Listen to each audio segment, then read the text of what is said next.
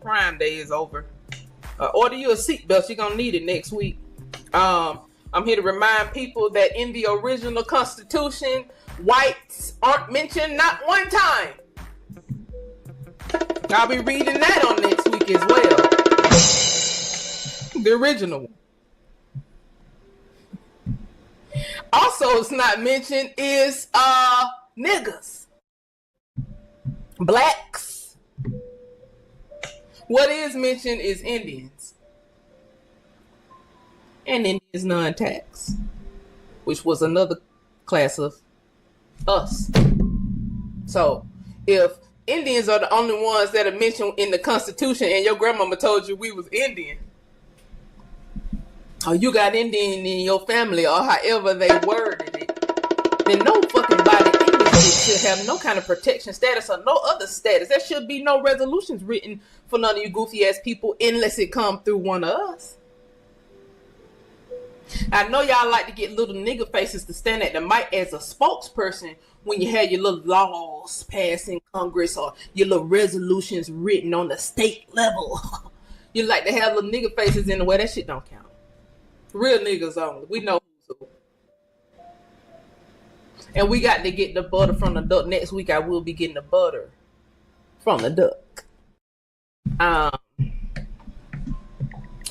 that's that on that. Guys, I want to bring something to you guys' attention about Tulsa. Now, during the Tulsa riots, because I'm not going to be able to let Tulsa go. And I was looking into some things about the 45th Infantry bombing Tulsa, Oklahoma. When I looked into who was the governor of Oklahoma during that era, he and the governor that preceded him was able to weaponize the 45th Infantry at their beck and call.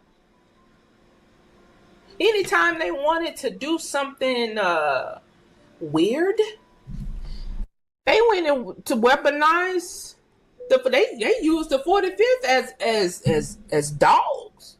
They would sick the dogs on the 45th. I mean, they would sick the 45th on anybody who they wanted to sick it on.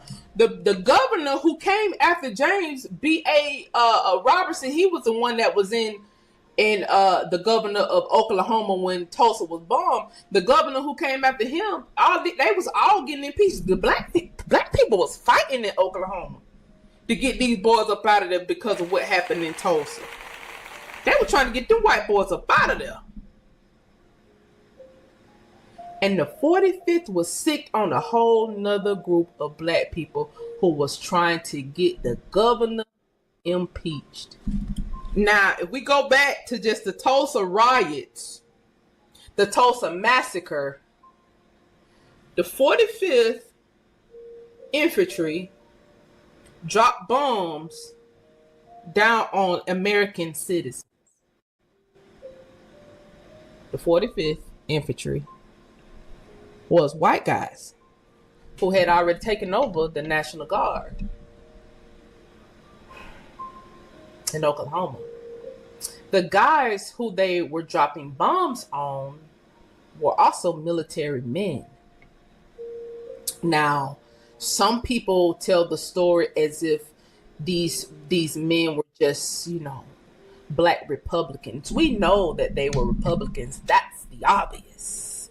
It's obvious that they were Republicans because a lot of black people were Republicans during that era.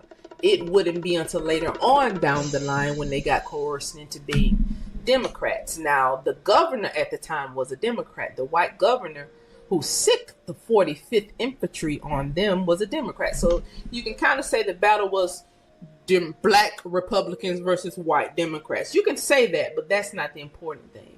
The important thing was the guys who were on the ground, the black men who organized to protect the community, were also soldiers. So a military killed soldiers. Now I want you to let that sink in. as next week we will go into 250th anniversary. We'll be breaking down a lot of military records because that's the best way to break down history.